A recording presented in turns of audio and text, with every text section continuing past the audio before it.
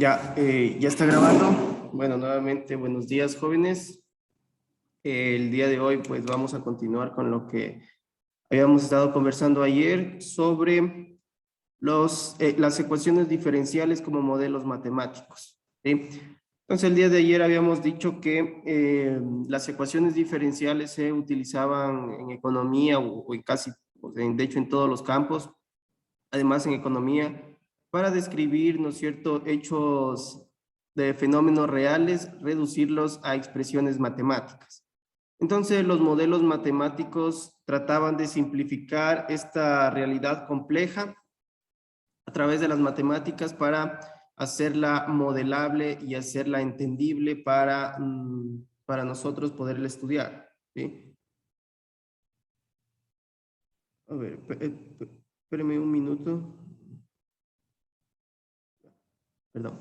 Ya. Entonces, decíamos que esto se lograba, ¿no es cierto?, a través de las ecuaciones diferenciales. Siempre que nosotros oímos hablar de razones de cambio, de tasa de cambio, de cosas marginales también en economía, nosotros enseguida tenemos que en nuestra cabeza pensar en derivadas, ¿sí? En cálculo diferencial.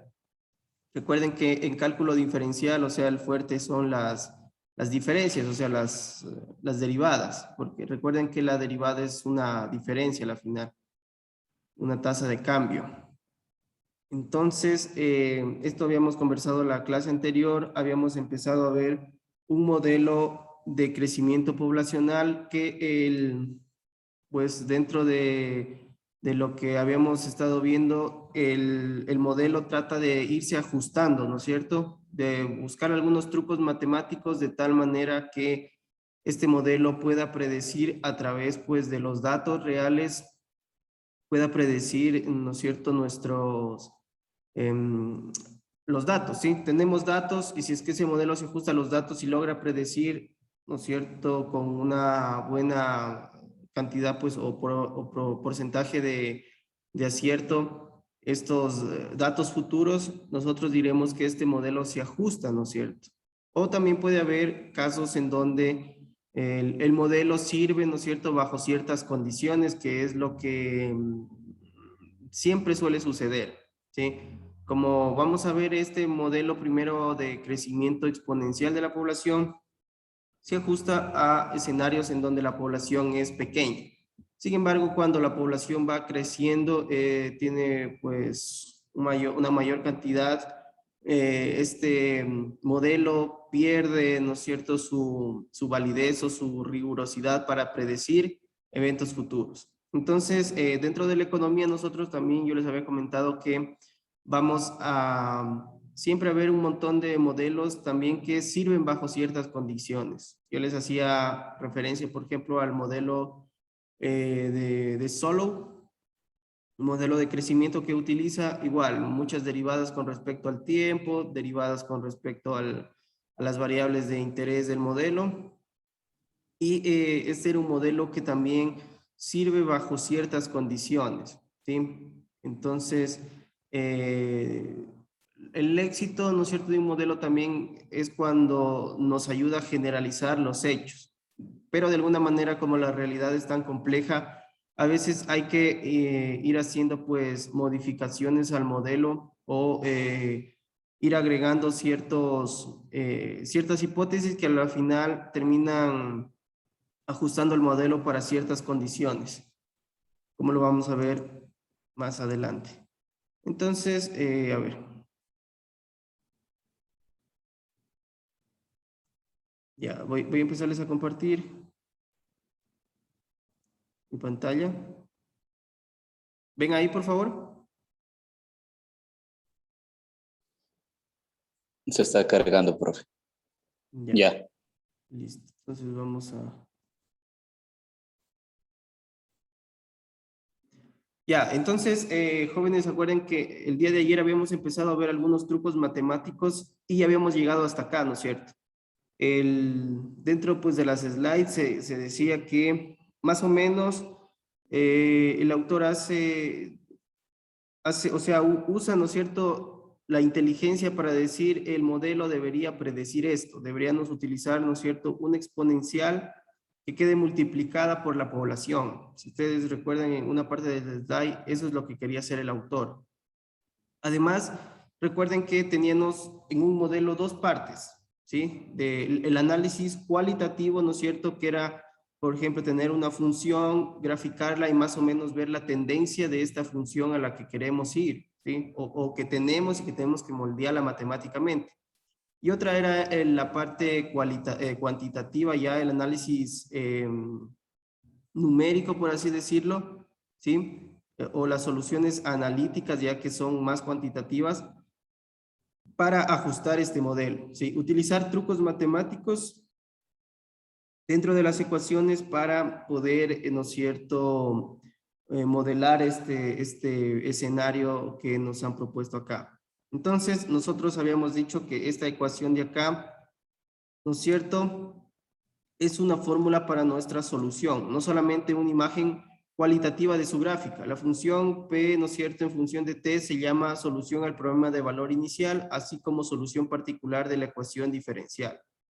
Entonces, nosotros habíamos definido esa ecuación y habíamos dicho que íbamos a probar, ¿no es cierto?, con un ejemplo, si es que esa función, ¿no es cierto?, esa ecuación que nosotros fuimos introduciendo artilugios matemáticos, sirve para predecir. Entonces, acá tenemos este ejemplo de la población de Estados Unidos para ejemplificar, como dice acá, cómo puede usarse este modelo. Consideramos las cifras de los censos de Estados Unidos desde 1790 dadas en la tabla. Ustedes se dan cuenta, estos son datos reales que han empezado a recolectar en Estados Unidos desde 1790. Entonces, 1790, si ustedes ven acá la T, es el tiempo cero, ¿no es cierto? Es el tiempo en donde empezaron la recolección de datos, ¿ya? Si ustedes se dan cuenta, ¿no es cierto?, el T aumenta de 10 en 10, es decir, que el censo fue hecho cada 10 años, ¿sí? Recuerden ustedes que aquí en Ecuador también se suele hacer cada 10 años y en general en el mundo se hacen cada 10 años porque se considera que 10 años es un periodo óptimo para medir cambios poblacionales, ¿sí? Periodos más cortos casi uno no puede medir cambios, ¿no es cierto?, poblacionales. 10 años es un periodo que no es tan largo ni tan corto. Entonces, acá vemos que desde 1790, ¿no es cierto?, en 1800 fue el segundo censo, 1810 el tercero, 1820 el cuarto, así, hasta más o menos 1990, ¿no es cierto?, que es el censo. Para adelante, ¿no es cierto?, ya son 2000, 2010, 2020, 30, 40, 50, son como ya años predictivos. ¿Ya? Entonces, si es que nuestro modelo se ajusta, o sea, de una manera bastante buena, nuestro modelo debería ser capaz de predecir la población también por ejemplo, si estamos en 2020, la del 2030, 2040, 2050. ¿Sí? Entonces, nosotros acá tenemos, ¿no es cierto?, el año del censo, el tiempo, ¿no es cierto?, que va a empezar de 0, que es en donde empezó el censo y va a aumentar de 10 en 10. La población real, ¿no es cierto?, por ejemplo, en 1790, la población real en Estados Unidos era de 3.9 millones de personas. ¿Ya? Y ha ido aumentando, si ustedes ven, hasta 1890, ha habido 62 millones de personas. Y si ustedes ven acá, 1980, ya son 190 años, el periodo, ¿no es cierto?, es el periodo 190. Ha habido 226 millones de personas. Y en 1900, ¿no es cierto?, que es el último censo que tiene registrado acá, que es el periodo 200, y el dato real de la población es 249 millones de personas que han estado habitando, ¿no es cierto?, Estados Unidos. Entonces, si ustedes se dan cuenta, también tenemos una columna en donde tenemos nuestra ecuación PT, y esto vamos a ver cómo lo deriva, ¿sí?, más adelante, pero acuérdense, vamos a volver a este slide más adelante para ver estos valores que nos predice el modelo. Tenemos acá nuestra función de población igual a 3.9 exponencial a la 0.0306 o 3067 multiplicado por t. ¿Ya? Entonces vamos a ver cómo pone estos valores, como los setea más o menos, los calcula estos valores para poder hacer predicciones sobre estos datos.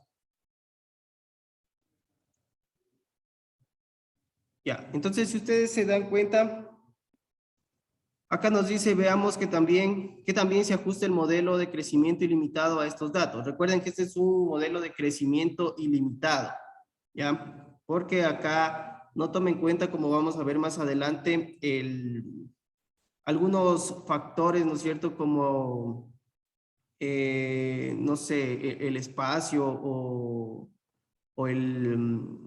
o este factor de crecimiento poblacional, que lo vamos a ver más adelante, pero este modelo se llama modelo de crecimiento ilimitado, ¿sí?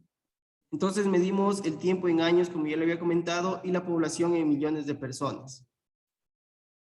Si nosotros hacemos que t sea igual a 0, no sé, que como ya les dije, 1790 es el primer censo, entonces vamos a considerar este como el año 0, ¿sí? Entonces la condición inicial P0 es igual a 3.9. Recuerden en la tablita que el dato real, ¿no es cierto?, en tiempo 0 es 3.9 millones de personas. Entonces, lo que nos dice acá es que la condición inicial va a ser 3.9 porque t, ¿no es cierto?, es igual a 0 en 1790 y la población era de 3.9 millones de habitantes. Entonces, si nosotros tenemos nuestro problema, recuerden, la derivada de la población con respecto a t es igual a k por p, con nuestro problema de valor inicial que va a ser p, ¿no es cierto?, en el tiempo 0 igual a 3.9. Si nosotros tenemos en consideración esto, ¿no es cierto?, también vamos a tener dentro de estas condiciones vamos a tener otra, como por ejemplo, si nosotros nos dice tiene, ¿no es cierto?, PT igual a 3, bueno, esto es Euler a la KT, recuerdo, ¿sí? Si nosotros tenemos que la población en el tiempo T es igual a 3.9, Euler a la KT como solución, pero no podemos usar este modelo para hacer predicciones porque no conocemos el valor de K, ¿sí?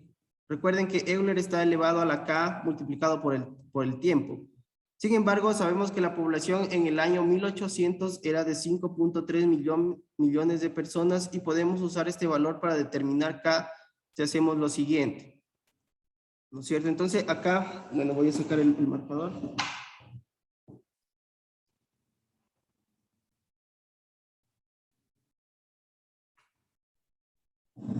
Simplemente lo que está haciendo, recuerden que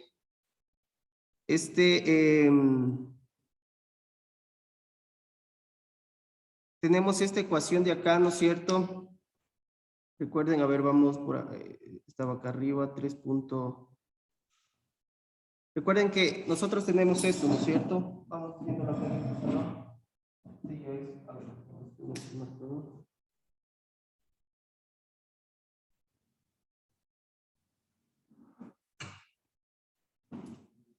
recuerden que nosotros tenemos esta ecuación de acá. Este es igual a P0, ¿no es cierto? Que es la condición inicial elevado a la KT. ¿Sí? ¿Se ve ahí, chicos?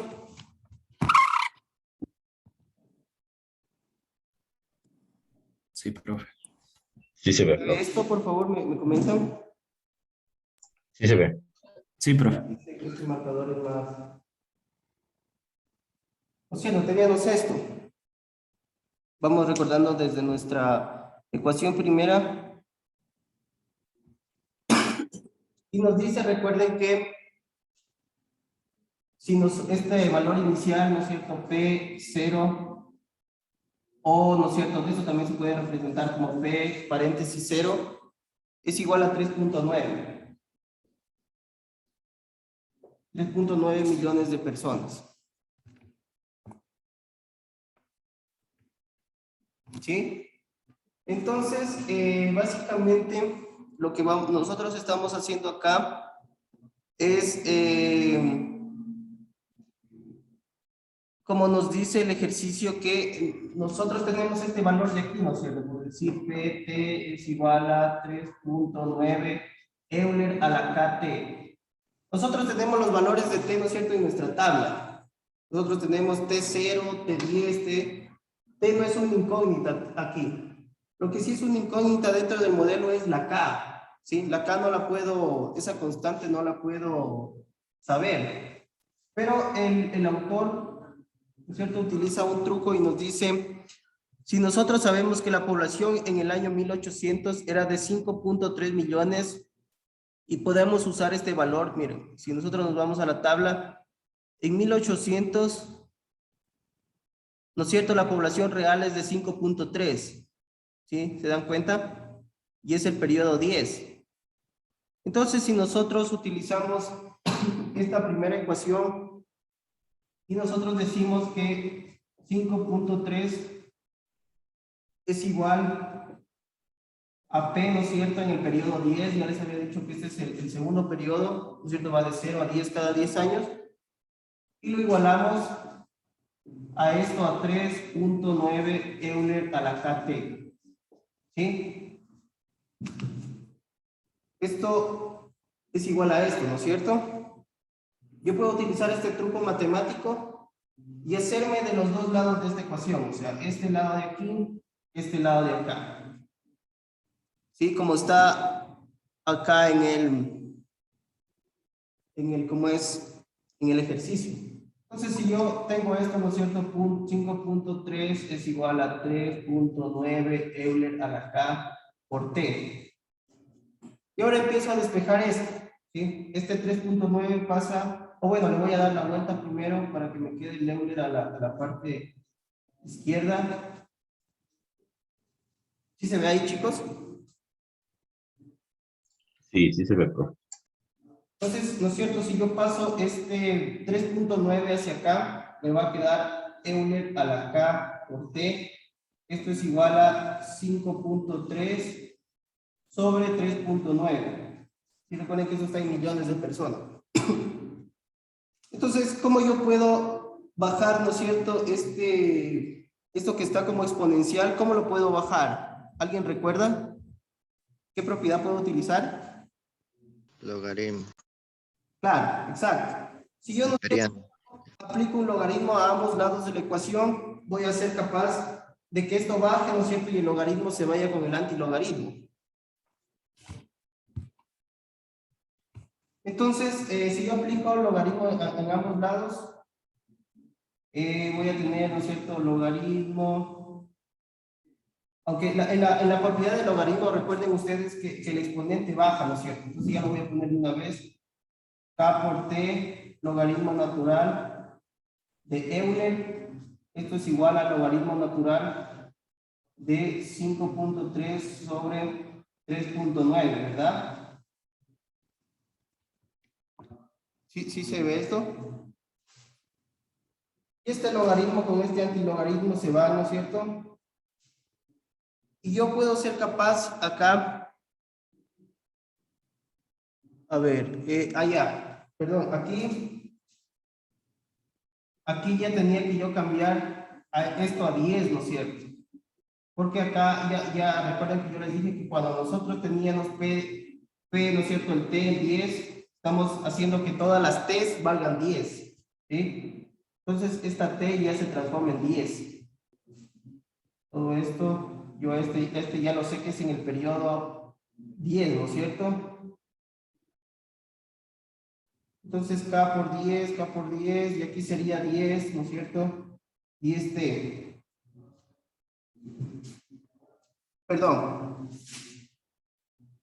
10K sería, no K. 10K. ¿Verdad? Entonces, si yo saco el logaritmo de esto y lo divido para 10, porque este 10 está multiplicando más acá, ustedes lo pueden hacer en casa con la calculadora. ¿No es cierto? Voy a tener que K va a ser igual a 0.0 0.03067. ¿Sí? ¿Sí se ve hasta abajo? ¿Sí se entendió esto, chicos? Sí, Sí, recuerden que estoy queriendo, utilizando esto, estoy queriendo sacar el valor de K. Que en esta ecuación, ¿no es cierto? Me era imposible saber el valor de K. Pero si yo utilizo este truco, ¿no es cierto? De que 5.3 millones de personas es igual a P en el periodo 10, ¿no es cierto? Y esto lo igualo simplemente, ¿no es cierto? P10 y hago que todas las T's valgan 10. ¿Sí? Esta es una ecuación que tiene tres igualdades, o sea, dos igualdades. Si yo tomo la igualdad del lado derecho y del lado izquierdo, puedo utilizar este truco matemático para hacerme con la K. ¿Sí? Esto ya es álgebra simple, ¿no es cierto? Que ustedes la saben bien. Y K me va a dar igual a 0.03067. ¿Sí? Entonces, si nosotros, a ver, ya, si nosotros nos vamos a la tablita nuevamente de datos, nosotros vemos que K ya tenemos el valor de K, ¿no es cierto? Y esta ecuación se va a convertir en PT, ¿no es cierto? Este P0 es igual a 3.9. Voy a borrar esto, perdón.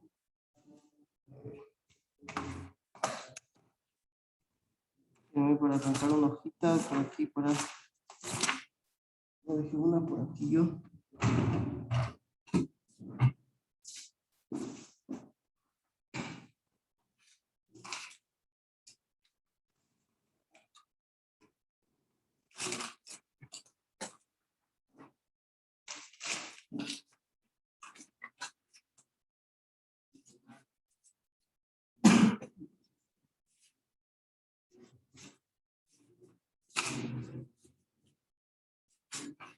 Entonces, del modelo, ¿no es cierto?, que yo tenía al principio, PT, ¿no es cierto?, voy a poner nuevamente, PT es igual a P, ¿no es cierto?, P0, Euler a la KT. Ya me hice como algunos valores de acá, tengo que PT va a ser igual, P0, recuerden que era 3.9, Euler, calculamos la K que era igual a 0.03067, ¿no es cierto? 0.03067 multiplicado por T. Entonces yo aquí tengo básicamente todas las incógnitas de esta ecuación que yo propuse, de esta ecuación diferencial. Puedo ser capaz, ¿no es cierto?, entonces de predecir con los datos reales de la tabla a través de esta ecuación si es que el modelo se ajusta o no a lo que tratamos, ¿no es cierto?, de predecir. Entonces, por ejemplo, si yo tengo P en el tiempo 20, por ejemplo, voy a tener 3.9 Euler a la 0.03067 multiplicado esto por 20. Si yo resuelvo esto, ¿no es cierto?, con la calculadora, me va a dar que P en 20, la predicción es que sea 7.2, ¿no es cierto? Ustedes lo pueden comprobar, chicos, con su calculadora y se van a dar cuenta que efectivamente les va a dar ese valor. Y así voy haciendo, ¿no es cierto?, con todos los valores, simplemente voy cambiando el periodo. ¿Sí? Lo único que cambiaría acá es el periodo, 20, 30, 40, 50, y el modelo debería ser capaz de predecir, como ya les comenté anteriormente, si es que avanzando en el tiempo, ¿no es cierto?, en un periodo de 10 en 10, que es el periodo de cada censo, si es que el modelo predice los datos reales de cuánta población había. ¿Sí? ¿Se entendió esto, chicos? Economista, Sí. una pregunta. ¿Sí? El valor de ahí del parámetro es el que acompaña a la variable t. Claro, este parámetro, recuerda que cuando nosotros empezamos a armar el modelo, este era un parámetro, habíamos comentado, ¿verdad? Vamos a volver un poquito en la slide. A ver, teníamos con el modelo. Ya. Sí, esta acá era la final, la constante de proporcionalidad, que es un parámetro entre la tasa de crecimiento de la población y el tamaño de este. ¿Sí? ¿Esa era tu pregunta? Sí, economista. Muchas gracias. España T. ¿Ya? Entonces, este modelo debería ser capaz, ¿no es cierto?, de predecir, como les comento, la población en cada periodo, ¿sí? Pero nosotros veamos que también predice nuestro modelo los datos reales, ¿sí? Entonces recuerden que esta columna de acá es la predicción de nuestro modelo y este es el dato real. Si nosotros empezamos a comparar ambas columnas acá, vamos a tener, ¿no es cierto?, que en el periodo 0, 3.9 es igual a 3.9. Nuestro modelo predice exitosamente. En el 10, 5.3 igual a 5.3. Genial. En el periodo 20, 7.2 en los datos reales, 7.2 millones predice nuestro modelo.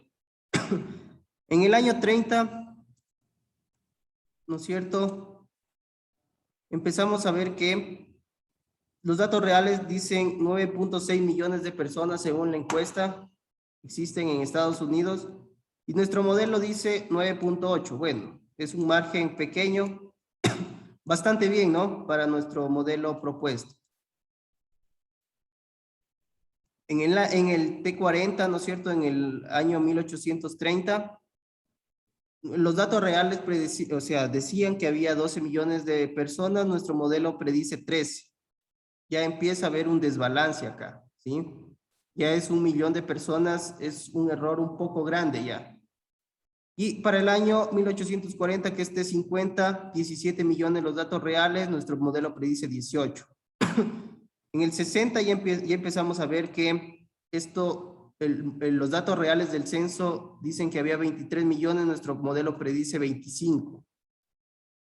Y vamos viendo que esto ya se vuelve proporcional en el año más o menos 1870, donde los datos reales dicen que había 38 millones de personas y nuestro modelo predice 45 millones de personas, ¿sí? O sea, un sobreestimado inmenso, de casi, ¿no es cierto?, 7 millones de personas, que es bastante.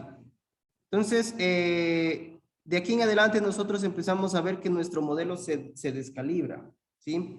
Ya no es tan óptimo para predecir lo que nosotros queremos. Sin embargo, si nosotros lo vemos más o menos de 1870 para atrás, no está tan mal. O sea, bueno, hasta 1830 que se empieza a desbalancear, ¿no es cierto? Empieza... Por lo tanto, eso es lo que yo les comentaba y lo vamos a ver en la siguiente slide. A ver.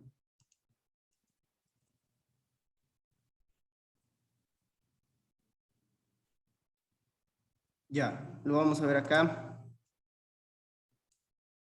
¿No es cierto? Como vemos, nos dice en la figura 1.3, que es este de acá, este modelo de la población predice razonable bien la población hasta aproximadamente 1860. Pero después de este año la predicción resulta muy grande, ¿sí? Sobreestima, el modelo empieza a sobreestimar la predicción de población. ¿No es cierto? Este era nuestro modelito que nosotros encontramos.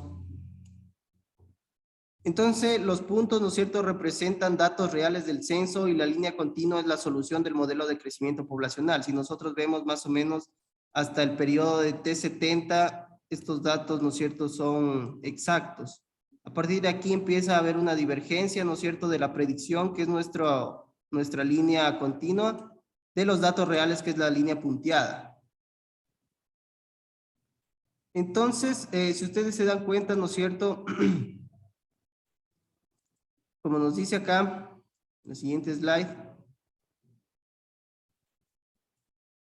nos dice, nuestro modelo es bastante bueno siempre que la población sea relativamente pequeña. Sin embargo, con el paso del tiempo, el modelo predice que la población continuará creciendo sin límite y obviamente esto no sucede en el mundo real. ¿Ya? Esto sucede, este crecimiento, ¿no es cierto?, que en el largo del tiempo empieza a crecer exponencialmente sin ningún tipo de lógica, a veces, como nos dice acá el slide, es porque dentro de nuestro modelo no hemos incorporado este componente de que la población no crece hacia sin límites, sin algunas limitaciones. Lo vamos a ver más adelante en los modelos. Claro, tiene que ver. Sí, Adrián nos pone acá que, claro, puede haber factores externos, ¿cierto?, que impidan, o siempre hay un montón de factores que pueden influir acá. Pero como yo les decía, recuerden al inicio, dentro de un modelo nosotros somos casi imposible, casi a veces, de modelar todos los factores. Por ejemplo, modelar políticas públicas, si el país es, ¿no es cierto?, es dependiente de los recursos, si el país, no sé, no sé, religioso, por ejemplo. Recuerden que hay algunos países en donde la religión influye mucho y esto hace que las tasas de nacimiento sean menores o bueno, de hecho mayores en países más pobres, etcétera. Entonces, nosotros, Profe, ¿sí? Dime. más bien podría ser el modelo un uso práctico que cierto país lo utilice más bien para predecir qué es lo que va a suceder y en base a eso tomar las políticas adecuadas. Eso sería más factible. Claro.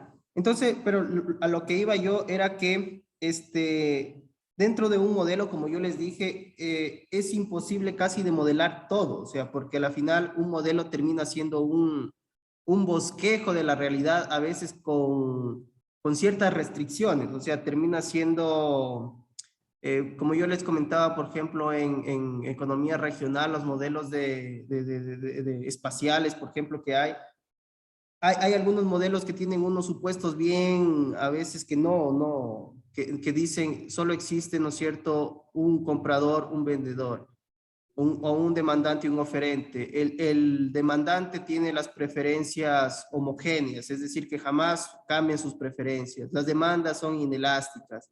Y son así un montón de supuestos, ¿no es cierto?, para poder hacer inferencias. Pero nosotros sabemos que estos supuestos, estas hipótesis son falsas, ¿sí? Entonces, en todo caso, yo creo que en la economía, pues sí, falta mucho, ¿no es cierto?, en este aspecto de tratar de modelar, bueno, la economía del comportamiento, que es una nueva ciencia que está ahora va triunfando. De hecho, premio Nobel del año, me parece que es anterior, hace unos 2 años, ganó el premio Nobel justamente por hacer aportes sobre la economía del comportamiento. Ustedes cuando vean micro van a ver estos supuestos, ¿no es cierto?, del individuo racional, del individuo que tiene preferencias homogéneas, que nunca hay cambios bruscos en sus preferencias, y todos estos supuestos de microeconomía para modelar, ¿no es cierto? Y ustedes empiezan a modelar toda esta cuestión con matemáticas, con derivadas, pero es imposible, ¿no es cierto?, como les comento, tratar de todos los factores, meterlos dentro del modelo. El modelo tiene que ser lo más estilizado posible, o sea, lo más sencillo posible para tratar de hacer, o sea, sencillo, pero que haga predicciones buenas, ¿sí? Por ejemplo, en este caso, yo diría que este modelo que nos propone el libro acá no es malo, ¿sí? Es un modelo a corto plazo, ¿sí? Es un modelo que serviría, como vimos, para, no sé, para a ver, veíamos que en el tema más o menos 1860 más o menos, ya más o menos de unos 60 años, ¿sí? Es útil para predecir, o sea, la población a 60 años, por ejemplo. Entonces, podríamos decir que este es un modelo un poco cortoplacista, ¿sí? Sin embargo, el modelo es bastante estilizado y hace predicciones buenas, ¿sí? Pero la debilidad que tendría este modelo es que es cortoplacista. Eso podríamos decir, ¿sí? Entonces, como decimos acá, ¿no es cierto? En consecuencia, si queremos un modelo que sea exacto sobre una escala grande de tiempo, debemos tomar en cuenta el hecho de que la población existe en una cantidad finita de espacio y con recursos limitados, ¿sí? Porque acá esos dos supuestos, ¿no es cierto?, de que la población existe en una cantidad finita de espacio y los recursos son limitados, no la estamos tomando en cuenta, ¿sí? Entonces, esto es básicamente lo que hacen, ¿no es cierto?, los economistas cuando ustedes ven los libros de macro, de micro, es esto, o sea, modelar con ecuaciones diferenciales, ir haciendo supuestos, tomar los datos reales, ir viendo si es que el modelo que proponen predice, y si es que predice, hasta qué punto predice, ¿no es cierto?, lo que están tratando de modelar. Y si es que esto, en este caso, este es un gran ejemplo, yo creo que de lo que se hace en la ciencia, ¿no es cierto?, en la economía, de que si este modelo es cortoplacista, ¿no es cierto?, simplemente nos logra predecir más o menos con exactitud a un periodo de 60 años, el modelo puede ser expandido, ¿no es cierto? Como dice acá, podemos buscar, ¿no es cierto?, alguna manera de incorporar de que la población es finita en términos de espacio y los recursos son limitados.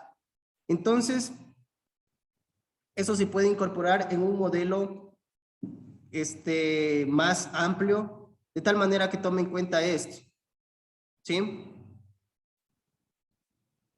¿Se ha entendido, chicos, hasta acá esto que estamos conversando de las ecuaciones diferenciales como modelos matemáticos?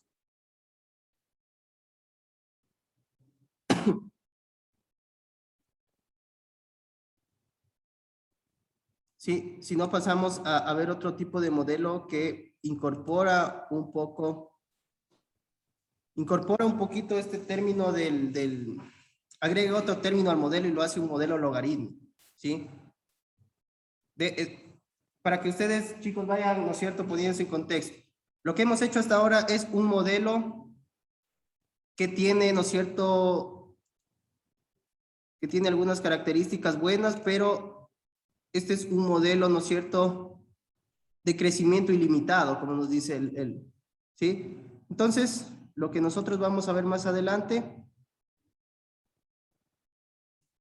es un modelo logístico de la población. Ustedes cuando modelen, cuando lleguen a econometría, van también a utilizar esta lógica, ¿sí? Por ejemplo, si ustedes después van a, no sé si ya vieron modelos Probit, Logit, tal vez. No, profe. No ¿Cuáles son vieron. esos modelos, profe? Modelos probabilísticos, modelos logísticos. Sí, son... Vimos, pero utilizando el software R. Ah, ya, vieron en R, ya. Genial. Yo también voy a hacer un taller con los chicos que están tomando la segunda de este tipo de modelos. En R. No es en R, perdón, Ahí se me fue. Ah, no sé, sí, en R Studio.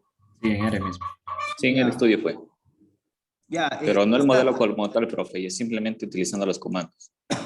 Ah, ya, claro. Es que eso es lo que se hace también en econometría. Utilizar, digamos, la teoría para tratar de hacer un modelo, ¿no es cierto? Y estimar los parámetros de ese modelo. Claro, un modelo lineal. En este caso, nuestro modelo no es lineal. Nosotros tendríamos que a este modelo tratar de hacerlo, sacarle logaritmos y linealizarlo, ¿sí? Una vez que lo linealizamos, podemos, ¿no es cierto?, tomar datos y llevarlo al Stata. Tenemos que hacer transformaciones en el modelo. O sea, decir que esto lo vamos a poder hacer en Stata, no, porque este no es un modelo lineal. Recuerden que nosotros cuando hacemos econometría trabajamos con modelos lineales. Claro que hay modelos no lineales, pero son más complicados de programar en Stata. ¿Ya? Entonces,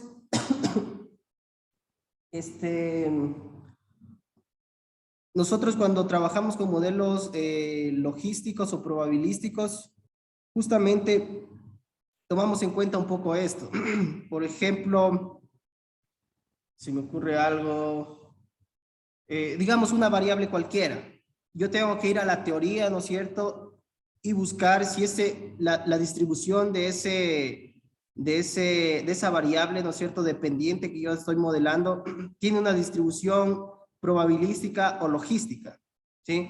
Entonces la distribución logística, por ejemplo, es un poquito más achatada, colas más largas, y el modelo probabilístico es un poquito más alta, colas más cortas, pero la teoría me va diciendo esto, ¿sí? Entonces, más bien yo con esto lo que les quiero comentar es que cuando ustedes empiecen a modelar en econometría, cuando vayan a hacer su tesis, ustedes vayan a la teoría. Uno no puede coger, ¿no es cierto?, simplemente y decir, coger datos, poner comandos en el R, en el Stata, y correr eso y lo que le salga, ¿no es cierto?, e interpretarlo, porque eso no es correcto. Siempre la teoría, por ejemplo, nos dice que el modelo sigue, en este caso, el modelo logístico de la población, ¿no es cierto?, va a seguir una forma logística, ¿sí? Una forma cuadrática a la final. Entonces, si es que yo trato de modelar y hacerlo bien, tengo que tomar en cuenta esto, ¿sí? Entonces, vamos a ver este modelo logístico de la población que tiene algunas variaciones en comparación con el modelo de crecimiento exponencial. Entonces, nos dice que para ajustar el modelo de crecimiento exponencial de la población que tome en cuenta un entorno y recursos limitados, agregamos las hipótesis. ¿Sí? Recuerden que nosotros empezamos a trabajar el modelo de crecimiento exponencial en base a hipótesis. Entonces, las hipótesis ahora de este modelo logístico son, primero, que si la población es pequeña, la razón de crecimiento de la población es proporcional a su tamaño, ¿sí? Primera hipótesis, acordaránse de esto. Lo leo nuevamente. Si la población es pequeña, la razón de crecimiento de la población es proporcional a su tamaño. Es decir, en una población chica, la razón de crecimiento, la proporción de crecimiento también va a ser chica, no va a ser grande, ¿sí? Eso es lo que yo ya les había dicho también en el modelo anterior un poco, pero acá lo deja más claro. Es decir, por ejemplo, en ciudades como Loja, que tiene una población más pequeña, la razón de crecimiento, la tasa de crecimiento es proporcional a su tamaño. O sea, la tasa de crecimiento es pequeña igual, ¿sí? No es como en Quito, que es, ¿no es cierto?, cerca de 4 millones de habitantes, o sea, un mundo en comparación con Loja. Y en cambio, la tasa de crecimiento en Quito no va a ser la misma que en Loja, ¿sí? La razón de crecimiento de la población no va a ser la misma en Loja que en Quito, sino que, por ejemplo, en Quito hay más gente, hay más probabilidad de que las personas, ¿no es cierto?, tengan más hijos y la población va a incrementar. La segunda hipótesis es que si la población es demasiado grande para ser soportada por su entorno y recursos, la población disminuirá, ¿no es cierto? Es decir, la razón de crecimiento es negativa. Entonces, acá es lo que este modelo de crecimiento logístico incorpora este recurso, ¿no es cierto?, de que si el entorno y los recursos son, como decir, sobrepasados, la población disminuirá, ¿sí? Entonces, ¿no es cierto?, bajo esta condición, la tasa de crecimiento es negativa, ¿sí? ¿Se entiende esto, chicos? Esta segunda hipótesis es bastante importante porque en este modelo la implementa, ¿sí?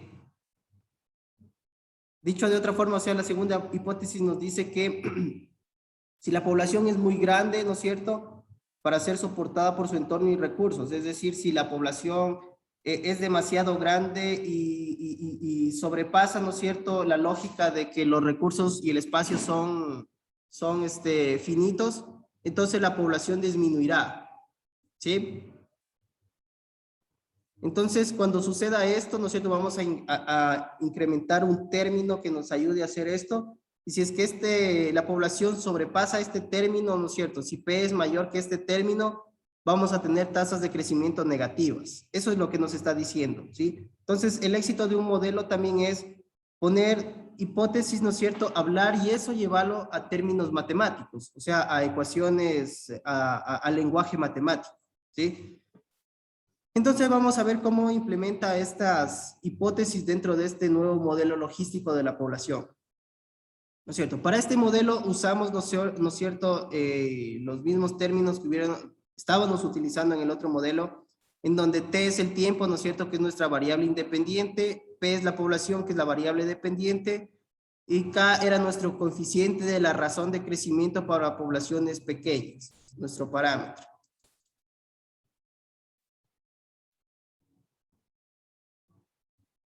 Entonces, nuestra hipótesis acerca de los recursos limitados introduce otra cantidad, el tamaño de la población que corresponde a ser demasiado grande, ¿cierto? Entonces, esta cantidad es un segundo parámetro denotado por N que llamamos la capacidad de soporte del entorno, ¿sí? Entonces, como les comenté en la slide anterior, nosotros vamos a incorporar dentro del modelo esta N que es la capacidad de soporte del entorno, ¿sí? Entonces, esta N, básicamente este parámetro nuevo, esta N, lo que nos va a hacer es introducir una restricción dentro del modelo que nos dice que si es que la población sobrepasa esta capacidad de soporte del entorno, la tasa de crecimiento de la población va a ser negativa, ¿no? Entonces, acá como bien nos dice, en términos de la capacidad de soporte, estamos suponiendo que P, ¿no es cierto?, en función de T crece si la población es menor a la capacidad de soporte. Es decir, si tenemos una población chica y una capacidad de soporte grande, la población va a seguir creciendo, ¿sí? No obstante, si P sobrepasa esta capacidad de población, es decir, de soporte, por decir, si la población, ¿no es cierto?, es muy grande y sobrepasa esta capacidad de soporte del entorno, ¿sí? Entonces suponemos que esta población está decreciendo. ¿Se entiende, chicos, en notación matemática, esta condición? Es decir, lo voy a hacer acá un resumen para que ustedes les quede bastante claro.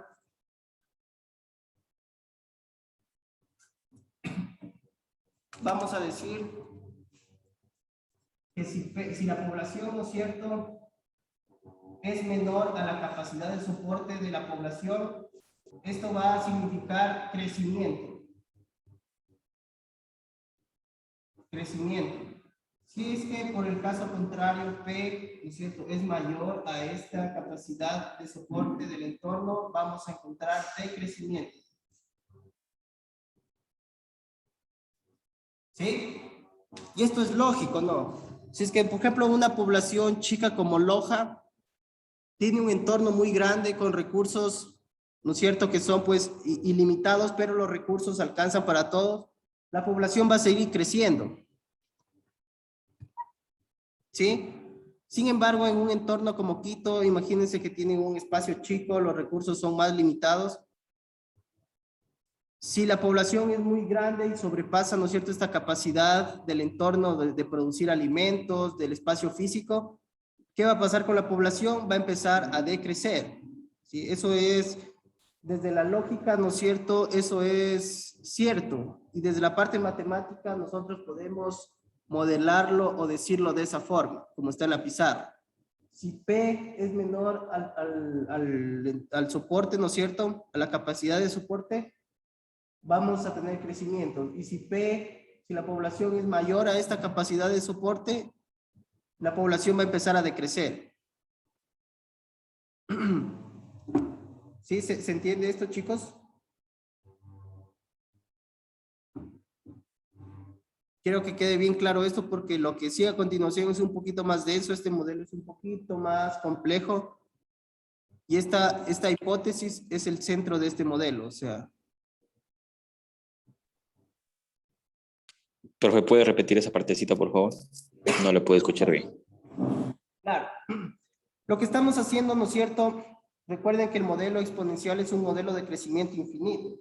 Entonces, lo que nos decía el slide es que ese modelo no está tomando en cuenta que el espacio físico es limitado, ¿no es cierto? Y los recursos son limitados. Entonces, lo que va a hacer el modelo a continuación es tratar de incorporar esa característica de que los recursos y el espacio físico es limitado al modelo. Entonces, ¿qué es lo que hace el modelo? El modelo acá nos dice, vamos a incorporar otro parámetro que va a ser N. Y a N lo va a llamar la capacidad de soporte del entorno, ¿sí? Entonces, nosotros vamos a decir que vamos a tener esas opciones.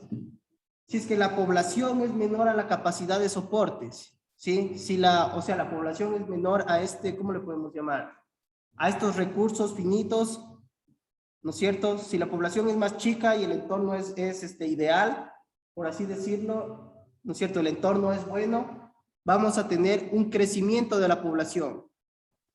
Por el contrario, si la población sobrepasa, ¿no es cierto?, esta capacidad de soporte o este entorno ideal, si tenemos mucha gente viviendo en un entorno, ¿no es cierto?, que ya está agotado los recursos, por así decirlo, la población va a empezar a decrecer. Sí, vamos a tener esta segunda opción de acá. ¿Se entiende ahí mejor? O sea, dicho en lenguaje matemático es eso. Si P es menor a la capacidad de soporte, la población va a crecer. Si es que por otro lado, la población sobrepasa o sobreexplota, ¿no es cierto?, este entorno, la población va a empezar a decrecer. Sí, profe, gracias. ¿Sí? Entonces, dicho en palabras, ¿no es cierto?, esto es fácil, pero modelarlo a través de ecuaciones diferenciales en un modelo va a ser un poco complicado, ¿no es cierto? Entonces, para esto, por ejemplo, los matemáticos, los economistas, los científicos utilizan artilugios matemáticos a través de las ecuaciones diferenciales, ¿sí? Entonces, vamos a ver cómo el modelo trata de incorporar este nuevo parámetro, ¿no es cierto?, que considera, ¿no es cierto?, el entorno, es decir, los recursos finitos y el espacio físico finito dentro de su modelo, ¿ya? Entonces, vamos a decir que usando esta notación podemos reescribir nuestra hipótesis como: si nosotros tenemos la derivada de la población con respecto a T, va a tender a Kp, ¿no es cierto?, si P es pequeña. Entonces, más o menos esto se liga con lo que ya habíamos visto con el crecimiento exponencial. Recuerden que nosotros en el crecimiento exponencial teníamos esto, justamente, ¿sí? La derivada de la población con respecto al tiempo era igual, ¿no es cierto?, a la constante, ¿no es cierto?, multiplicada por la población. Entonces, si P es pequeña, dice, y justamente el modelo exponencial nos decía esto, ¿ya? Entonces, esto va a ser nuestra primera hipótesis. Nuestra segunda hipótesis va a ser que si es que la población es mayor a n, es decir, es mayor a la capacidad de soporte, igual a esto, ¿sí? La segunda opción que anoté en el pizarrón. Entonces, la derivada de P con respecto al tiempo va a ser menor a 0. Es decir, la población va a decrecer. Si yo tengo una derivada, ¿no es cierto?, un cambio, o sea, un cambio diferencial, ¿no es cierto?, de la población con respecto a T que sea menor a 0, estoy diciendo que voy a tener un signo negativo, ¿no es cierto? Entonces, la derivada de la población con respecto al tiempo menor a 0 quiere decir que la población está decreciente, ¿sí? El cambio proporcional o la tasa de cambio de la población con un signo negativo nos quiere decir que la población está decreciendo, ¿sí? ¿Se entiende esto? O sea, tenemos que ser capaces también de leer esto, esta cuestión matemática, ¿sí? Es decir, ustedes también lo van a utilizar mucho en micro a esto de en qué lado de la curva decrece, la derivada es positiva, negativa. O sea, por ejemplo, si yo tengo la derivada de P con respecto al tiempo, esta es, recuerden que notación de Leibniz, como ya lo habíamos visto, esta era nuestra variable dependiente en el numerador, y en el denominador nosotros teníamos nuestra variable independiente. Si yo tengo una derivada de la función de población con respecto al tiempo mayor a 0, ¿no es cierto?, estoy diciendo que voy a obtener un signo positivo, ¿no es cierto?, en la derivada. ¿Y qué es lo que me diría este signo positivo? Que la población está creciendo, ¿no es cierto? P está creciendo. ¿Sí? P está creciendo. A ver. ¿Ya? P está creciendo. Si en cambio, por el contrario, yo tengo que la derivada de P con respecto a T es menor a 0, yo voy a tener en esta derivada un signo negativo, ¿verdad? ¿Y qué voy a decir? Que P, o sea, la población, la función que estoy diferenciando, está decreciendo. Está decreciendo. ¿Sí? ¿Se entiende eso, chicos? Sí. Eso es lo que dice, ¿no es cierto?, en la segunda hipótesis. Si P es mayor a 0, esto. mayor a n, perdón. Si P es mayor a n, entonces la derivada de P con respecto a T va a ser negativa. O es decir, está decreciendo la población. ¿Sí? Que va a ser nuestra segunda hipótesis. Entonces, esto lo vamos a ver cómo lo incorpora dentro de este modelo de crecimiento logístico.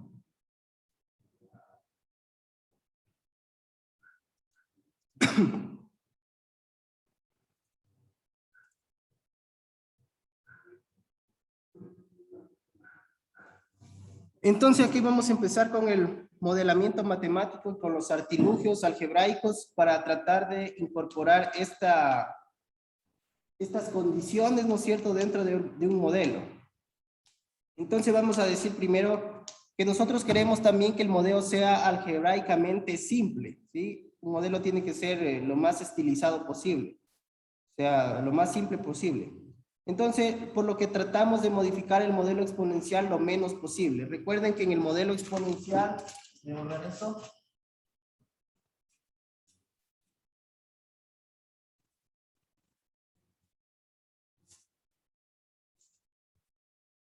Recuerden que en un modelo exponencial de la población, nosotros teníamos que la derivada de la población con respecto al tiempo iba a ser igual a, para poner bien la cámara,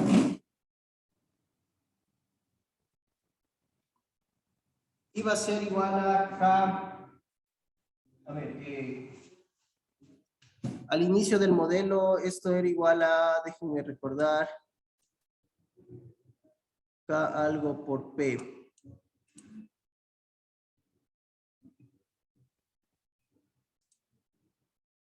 A ver, teníamos un paso por acá que nos lo hacía. Claro, o sea, teníamos igual que era acá por P, ¿no es cierto?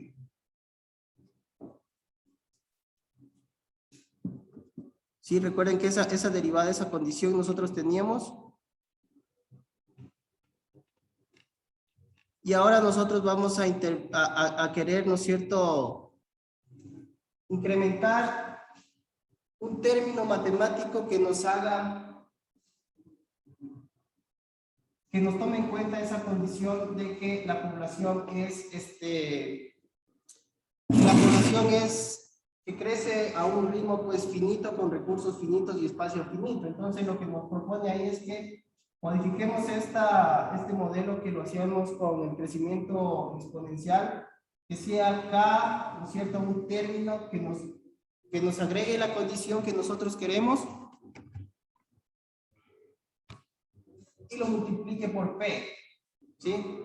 Entonces lo que queremos es a la final que la derivada de P con respecto a T sea igual a K por algo, ¿no es cierto?, este término matemático multiplicado por P. Entonces, como nos explica acá en el slide, queremos que el factor algo sea cercano a 1 si P es pequeña, pero si P sobrepasa, ¿no es cierto?, esta capacidad de soporte, es decir, si P es mayor a N, queremos que este algo sea negativo, que era lo que nosotros decíamos anteriormente. Si es que la población sobrepasa esta capacidad de soporte del entorno, entonces queremos que este término se haga negativo, ¿sí? Entonces la expresión más simple que tiene estas propiedades es este tipo de función, ¿cierto? Si yo tengo 1 menos P sobre N, voy a tener justamente, probemos por ejemplo con algunos valores, ¿no es cierto? Yo tengo 1 menos P sobre N.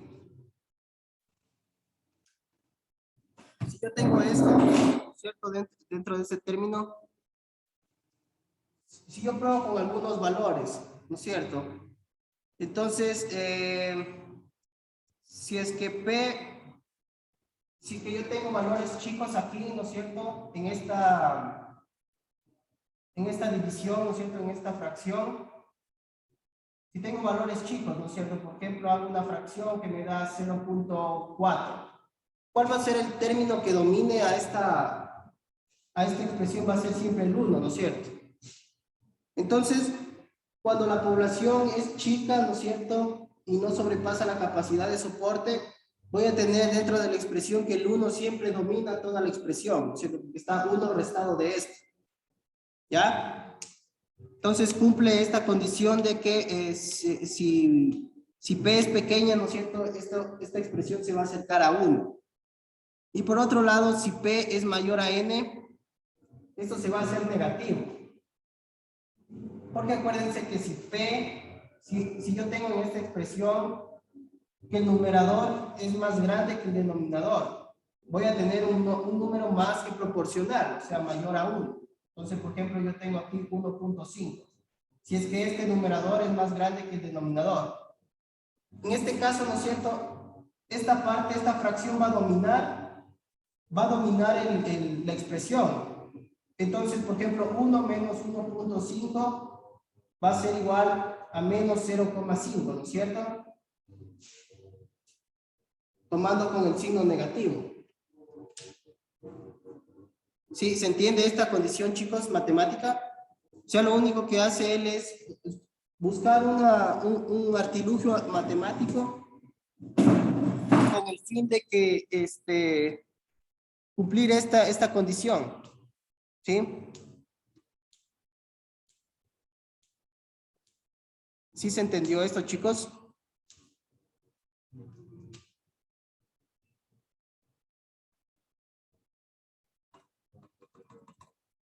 Sí, alguien que comente si entendieron esto, o sea, esta condición que le agrega este algo, ¿no es cierto? Lo va a hacer valer 1 menos P sobre N.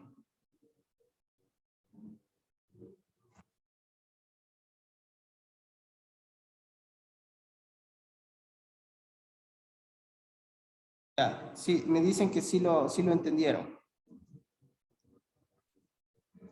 ¿Ya? Entonces, más abajo lo que nos comenta es, note que esta expresión es igual a 1 si P es igual a 0, ¿no es cierto? Si P es 0, si lo hacemos 0 en esta fracción, toda esta fracción se va, ¿no es cierto? A 0 y nos va a quedar 1.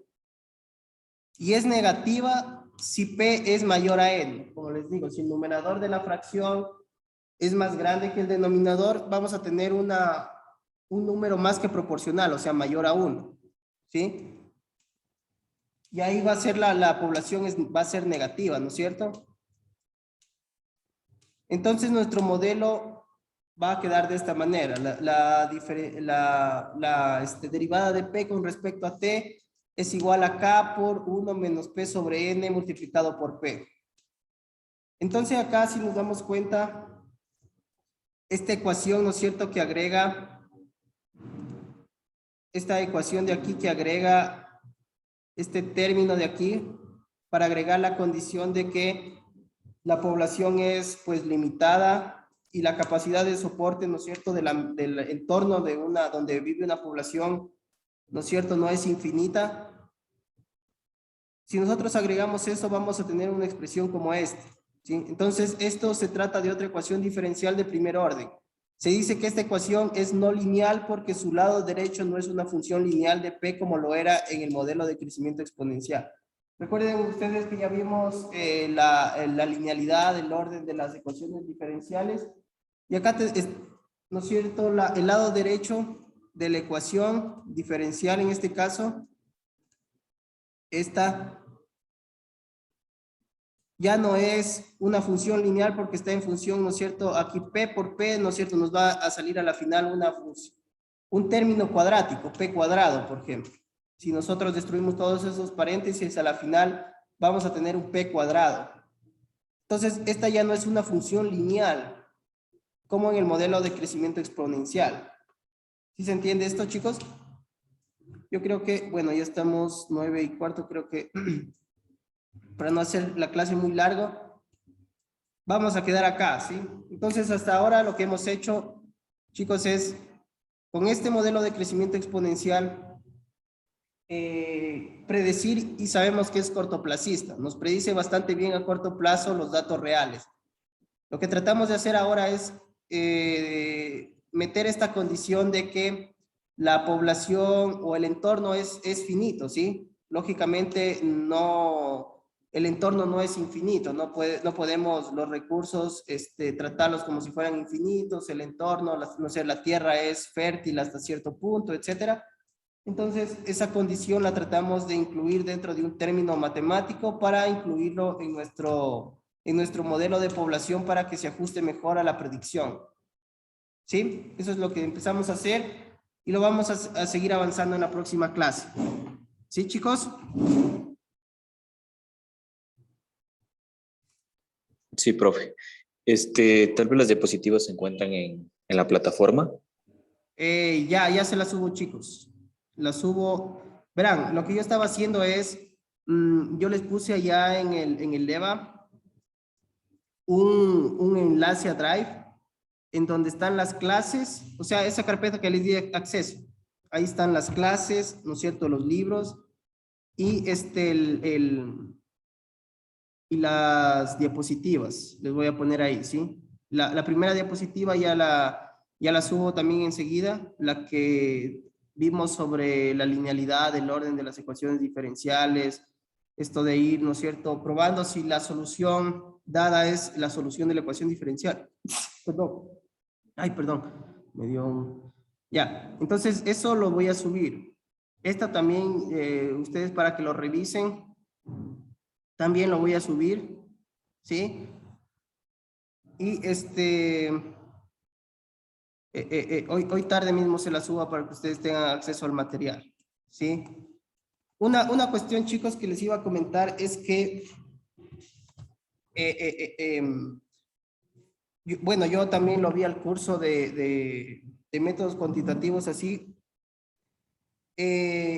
No vamos a seguir un libro, o sea, capítulo por capítulo, un solo libro, sino que vamos a ir tomando, yo les voy a ir poniendo, ¿no es cierto? Acá les voy a hacer hasta donde quedamos, les voy a hacer otra slide en donde les voy a decir de qué página saqué y de qué libro saqué lo que estamos viendo, ¿ya? Para que ustedes vayan, o sea, vamos a utilizar más o menos 2 libros, tal vez el de Alpha Chan. Pero esto con el propósito de que no se haga tan dura la materia, ¿sí? Porque si nosotros seguimos un solo libro, esto se nos va a hacer muy arduo. Por ejemplo, si nos vamos al libro anterior que vimos el primer capítulo, esto de ecuaciones, el modelamiento de ecuaciones diferenciales a través de modelos matemáticos es muy ardua, ¿sí? Y darles con ese libro esta parte es muy compleja. Yo lo vi más fácil de acá de los modelos de la población, para modelar, para que ustedes entiendan más o menos, ¿no es cierto?, cómo utilizar las ecuaciones diferenciales para modelos matemáticos. Y esta parte estaba mucho más digerible para ustedes que la parte de modelos matemáticos del otro libro, ¿sí? Entonces voy a ir tomando cosas del libro de allá. Si lo veo más fácil de entender en el libro de acá, lo tomo de acá. Y voy a ir así variando, ¿sí? Y les voy a ir poniendo de dónde tomé y de qué libro tomé el material, ¿sí? ¿Les parece, chicos? Sí, profe. Como les digo, yo en mis clases de métodos cuantitativos hacíamos eso, o sea, el profesor hacía eso. Veíamos unas partes de Alpha Chan, de otro libro de cálculo diferencial en tiempos dinámicos. Teníamos como 3 libros donde él iba tomando pum, y ordenaba así para ir haciendo más digerible, porque el curso de cálculo diferencial en verdad que es bastante arduo un poco, es bastante pesado, ¿sí? Pero hay que hacerlo digerible para poder ir entendiendo lo que vamos a ir viendo, ¿sí? Entonces, esa era mi sugerencia, lo que yo tenía que comentarles. Igual las slides les dejo allá y les pongo ahí de qué página tomé, ¿no es cierto?, el material para explicar la clase. Eso, chicos, a ver, voy a dejar de compartir. Ya. Eso, chicos, voy a parar esto y les subo el video también hoy tarde.